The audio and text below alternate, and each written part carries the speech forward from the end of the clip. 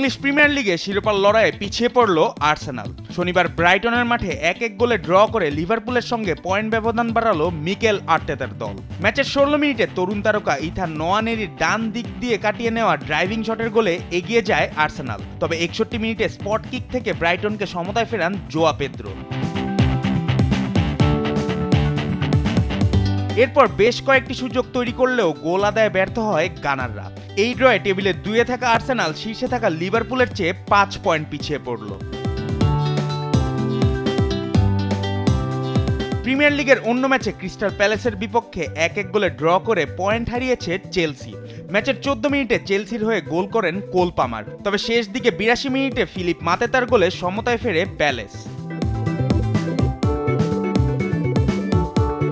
আরেক ম্যাচে ওয়েস্ট হ্যামের বিপক্ষে 4-1 ব্যবধানে বড় জয় পেয়েছে ম্যানচেস্টার সিটি। ম্যাচের 10 মিনিটেই ব্রাজিলিয়ান মিডফিল্ডার সাভিনোর শটে এগিয়ে যায় পেপ গার্দিওলার শিষ্যরা। ম্যাচের 42 ও 55 মিনিটে সাভিনোর পাস থেকে জোড়া গোল করেন হল্যান্ড। 58 মিনিটে ফিফ ফোডেনের গোলে ম্যাচের ব্যবধান দাঁড়ায় 4-0।